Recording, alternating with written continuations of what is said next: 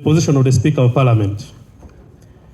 Now, therefore, be it resolved that the Central Executive Committee hereby recommends and endorses Honorable Jacob Maxson Oboth as the party candidate for the office of Speaker of Parliament and recommends to the Parliamentary Caucus to nominate and vote for Honorable Jacob Maxson Oboth in the election of Speaker.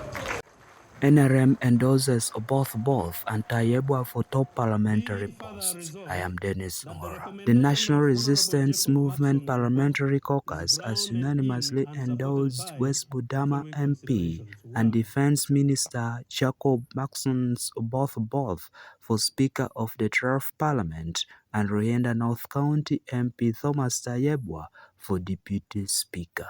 The resolution was reached during the caucus meeting held at State House Entebbe on Sunday, following a Central Executive Committee vetting process for all the candidates seeking the two positions.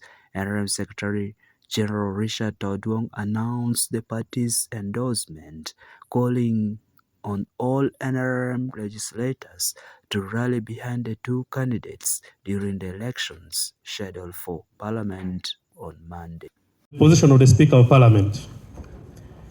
Now, therefore, be it resolved that the Central Executive Committee hereby recommends and endorses Honorable Jacob Maxson Oboth as the party candidate for the office of Speaker of Parliament and recommends to the Parliamentary Caucus to nominate and vote for Honorable Jacob Maxson Oboth in the election of Speaker.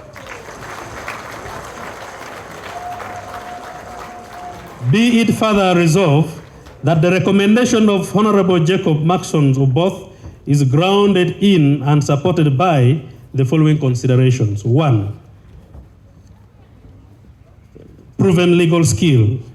Honorable Jacob Maxson Oboth has demonstrated exceptional legal acumen and an in-depth command of constitutional and parliamentary law over a distinguished career. His legal expertise equips him to interpret and apply the rules and procedures of Parliament with authority and precision, ensuring that proceedings are conducted in full accordance with the law and rules of Parliament. B. Consistency as a party cadre. Honorable Jacob Maxson Oboth has demonstrated an unwavering commitment to the party's values, ideology, and programmatic agenda over many years of dedicated service. His record of loyalty and principle adherence to party positions makes him a reliable custodian of the institution process of Parliament in a manner that is consistent with the party's broader national vision.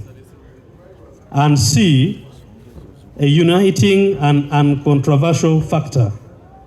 Honorable Jacob Maxson Oboth commands broad cross-party respect and goodwill, and his candidature is unlikely to attract significant opposition or controversy from within or outside the party.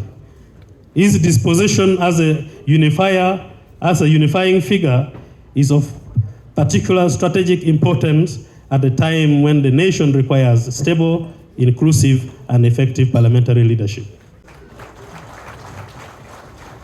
Part 2, on the position of hereby recommends and endorses Right Honorable Thomas Tayebwa as the party's candidate for the office of Deputy Speaker of Parliament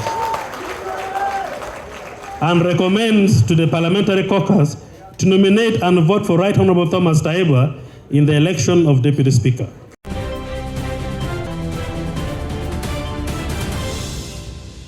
Thank you for watching Lango News channel. Please subscribe for more updates.